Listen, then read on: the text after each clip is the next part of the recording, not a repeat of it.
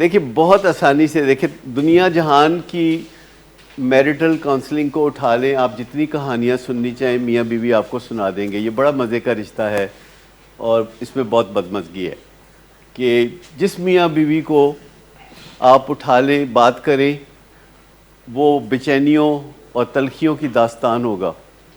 اس کو پنجابی میں کہتے ہیں جیڑا پنو وہی لال ہے.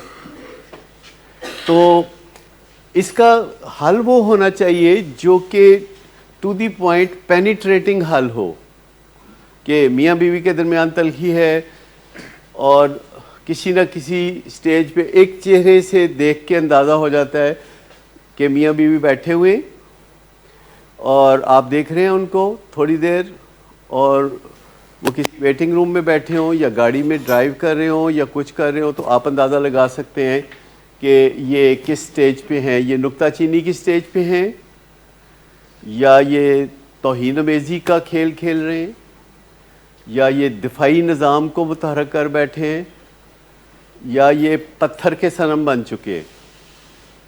یہ بہت آسانی سے آپ صرف 10 منٹ کسی میاں بیوی کو لاشعوری طور پر، جبکہ انہیں پتہ نہ ہو کہ آپ انہیں واچ کر رہے ہیں، تو اگر آپ انڈر کیمرہ کسی ویٹنگ روم میں سی سی ٹی وی کیمرے سے ان کو واچ کر رہے ہو تو آپ کہہ سکتے ہیں کہ یہ نکتہ چینی کی سٹیج پہ ہیں یا توہین آمیزی یا یہ ڈیفینسونیس میں آ گئے ہیں یا یہ سٹون والنگ کر لی انہوں نے، پتھراؤ کا سامنا ہو گیا ان کو.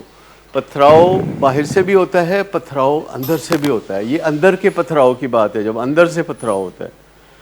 یہ 4 چیزیں ہیں جو کہ کوئی بھی میاں بیوی جن کی کہانی آپ جتنی چاہیں سن لیں، اور ہم بھی سنتے ہیں 70 منٹ کی اپوائنٹمنٹ میں ہم 65 منٹ یہی سنتے ہیں میری کہانی، جو کہ متصب کہانی ہوتی ہے، جو کہ سچی کہانی نہیں ہوتی. ہم اپنی کہانی کے اچھے راوی نہیں ہیں، ہم اپنی کہانی کے قابل اعتماد راوی نہیں ہیں. ہم اپنی کہانی میں ڈنڈی مارتے ہیں، اس میں کوئی شبہ ہی نہیں ہے. لہٰذا ایز اے کاؤنسلر جب ہم کسی کی کہانی سنتے ہیں تو ہمیں بہت ساری میتھمیٹکس کرنی پڑتی ہے. تو یہ جو میتھ کا سبجیکٹ ہے یہ ہر جگہ آپ کی مدد کرتا ہے. بہت ساری میتھمیٹکس کرنی پڑتی ہے، جمع تفریق کرنی پڑتی ہے، لیکن پھر at the end of the day آپ بتاتے ہیں کہ یہ ایک بیہیویئر ہے جو آج شام سے پہلے آپ اپنا سکتے ہیں، اور وہ کوئی آسان سا بیہیویئر ہونا چاہیے. مثال کے طور پر اگر آپ میں سے کسی کو کہا جائے کہ آپ کے مسئلے کا حل مسکرانے میں ہے، آپ کی مسکراہٹ بہت کلر ہے، اور آپ دنیا میں اگر کامیاب ہونا چاہتے ہیں، تو میں کسی ایک بندے کو دیکھتا ہوں، میں کہتا ہوں آپ اگر کامیاب ہوتے ہیں کچھ بھی اور نہیں چاہیے، جسٹ اسٹائل اپنا چینج کر لیں، مسکرانا شروع کر دیں. کتنا مشکل ہے مسکرانا، فیک ہی صحیح، ٹھیک، کتنا مشکل ہے. لیکن اگر آپ اسے انسٹل کر دیتے ہیں اس کے اندر، آپ کہتے ہیں کہ مسکرانا ہے اور وہ بندہ مسکرانا شروع کر دیتا ہے، تو with in a wax time اس کی زندگی میں قابل پیمائش تبدیلیاں آنی شروع ہو جائیں گی. ان کو ہم وائٹل بیہیویئرز کہتے ہیں، وائٹل بیہیویئرز جو کہ اصل بیہیویئرز ہوتے ہیں، وائٹل بیہیویئرز.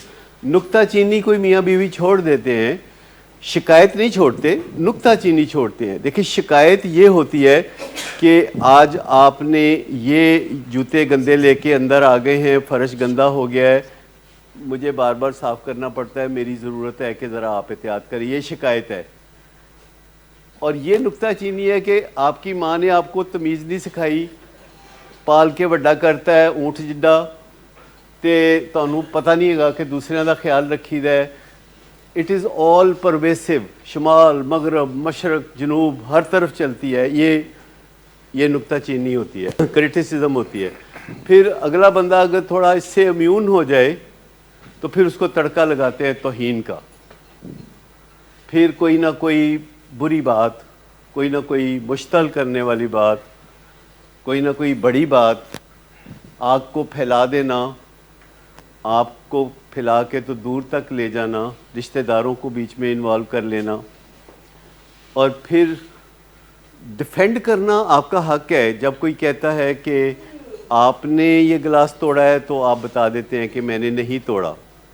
لیکن اگر آپ صفائیاں دینا اپنی عادت بنا لیتے ہیں تو اس کو ہم ڈیفینسونیس کہتے ہیں.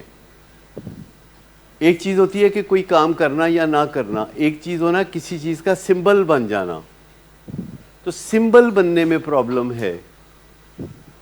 اس سے پرابلم ہوتا ہے کہ جب آپ دفاعیت کو اپنا لیتے ہیں، دفاعیت.